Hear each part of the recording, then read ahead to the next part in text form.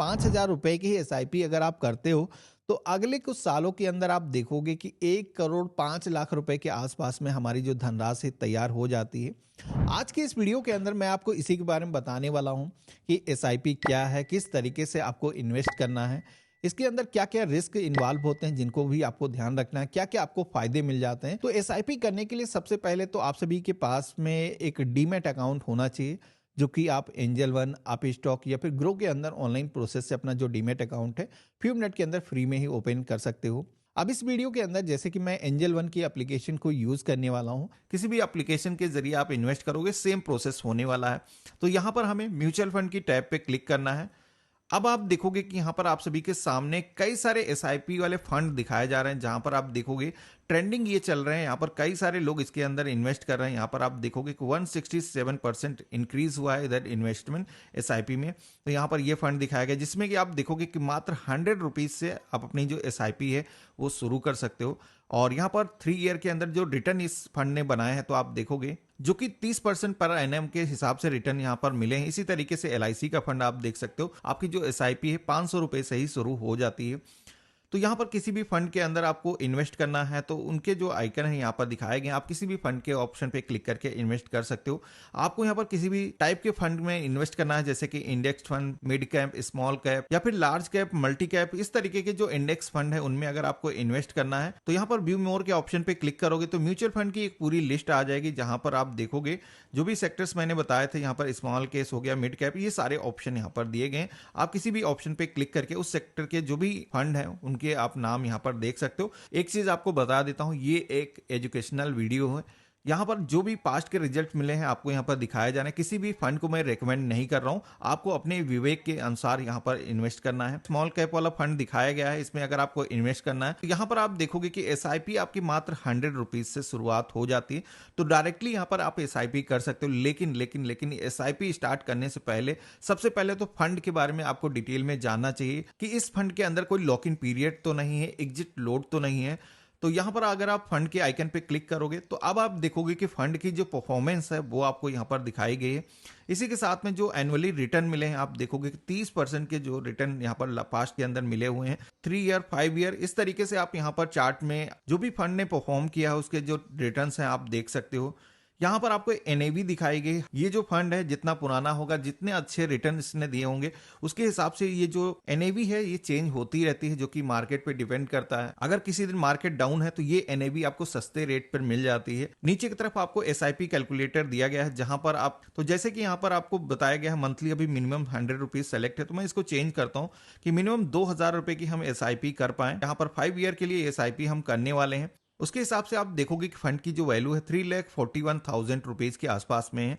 तो यहाँ पर आप इस तरीके से आकर के जो भी आप अपना डिजायर अमाउंट एसआईपी करना चाहते हो, ये यहाँ पर मैंने 5 ईयर के लिए लिया है। आप ड्यूरेशन जितना बढ़ाओगे उतने अच्छे आपको यहाँ पर रिटर्न देखने को मिलते हैं। अब नीचे की तरफ आओगे तो यहाँ पर इस फंड से रिलेटेड कई सारी इंपॉर्टेंट इंफॉर्मेशन आपको जानने को मिल जाती है, जिसमें कि इस फंड की जो एज है वो कितने साल हो चुकी है।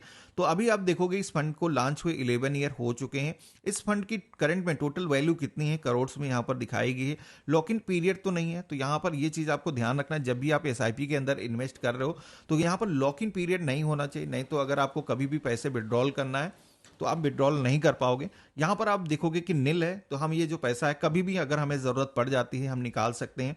लेकिन यहाँ पर एग्जिट लोड दिखाया गया है, तो यहाँ पर अगर आप ये जो पैसा है 1 साल के बाद में निकालते हो तो कोई भी एग्जिट लोड यहाँ पर नहीं लगेगा।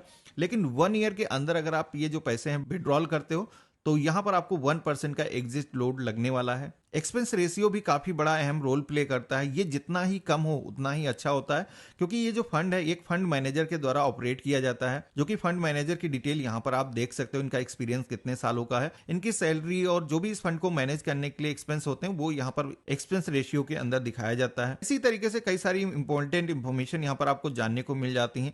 नीचे की तरफ आप पाओगे तो फंड होल्डिंग भी यहाँ पर आपको जानने को मिल जाती है। ये जो पैसा आप दे रहे हो ये कहाँ पर इन्वेस्ट होने वाला है, तो यहाँ पर आप देखोगे देखोगे कि अलग अलग सेक्टर्स के जो नेम है वो यहाँ पर दिखाए गए हैं। टॉप होल्डिंग के सेक्शन पे अगर आप क्लिक करोगे तो यहाँ पर कुछ ऐसे स्टॉक्स हैं जो कि आपको यहाँ पर देखने को मिल जाते हैं, जिनके अंदर ये जो पैसा है ये इन्वेस्ट किया गया है। अब म्यूचुअल फंड के अंदर खास बात ये होती है कि आप अपना जो पैसा है यहाँ पर इन्वेस्ट कर देते हो, इसके बाद में आपका जो फंड मैनेजर है वो उस पैसे को ग्रो करता है। कभी भी किसी भी स्टॉक को सेल करना है या फिर कोई नया स्टॉक ऐड करना है तो वो अपने अकॉर्डिंग चेंज कर, जिस भी एसआईपी को स्टार्ट करना है उसके ऑप्शन पे टैप करना है और यहाँ पर सबसे पहले तो फंड के आइकन पे क्लिक करना है।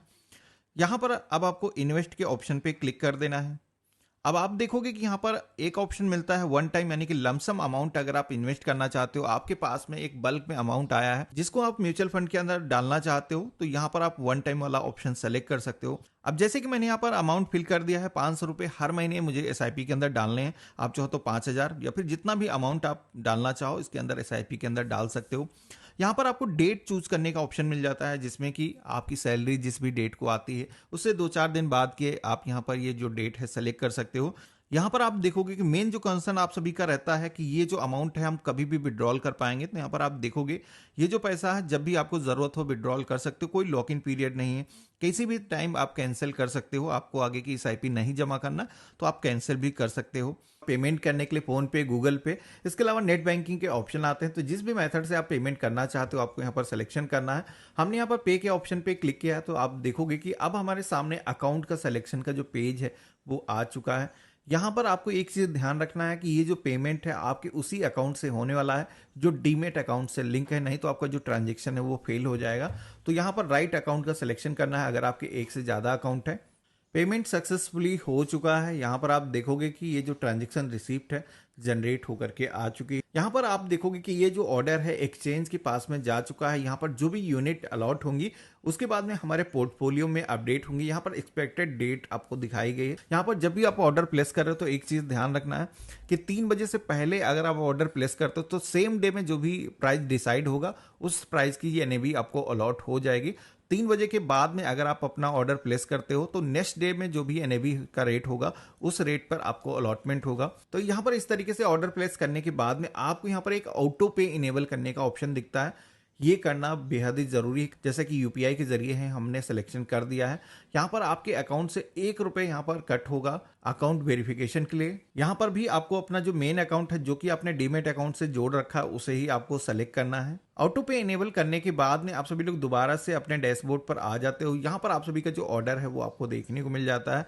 यहाँ पर ऑटो पे आपने इनेबल कर दिया है। अब आप सभी के फ्यूचर में जो भी इंस्टॉलमेंट जाने होंगे वो आप सभी के एसआईपी के अपने अकाउंट से कट हो जाएंगे, वो यहाँ पर आपको देखने को मिल जाएगा। कभी भी आपको अपनी एसआईपी विड्रॉल करना है या फिर आपको कोई नई एसआईपी क्रिएट करना है तो यहाँ पर फिर से आपको ऑप्शन मिल जाता है, किसी भी नई एसआईपी के अंदर आप इन्वेस्टमेंट कर सकते हो। तो देखा आपने, इस तरीके से हम एसआईपी के अंदर मात्र 100 रुपीज से ही इन्वेस्टमेंट शुरू कर सकते हैं। सारे ही डीमेट अकाउंट को ओपन करने के जो लिंक है मैंने वीडियो के डिस्क्रिप्शन में पिन कमेंट के अंदर दे रखे हैं। जिस भी कंपनी के अंदर आपको अकाउंट ओपन करना है आप ओपन कर सकते हो। बाकी आप सभी के मन में किसी भी तरीके का कोई सवाल है, किसी भी तरीके का सुझाव हो तो मुझे कमेंट बॉक्स में लिख करके जरूर बताना। हम मिलते हैं ऐसे ही एक नए वीडियो में, तब तक के लिए गुड बाय, जय हिंद।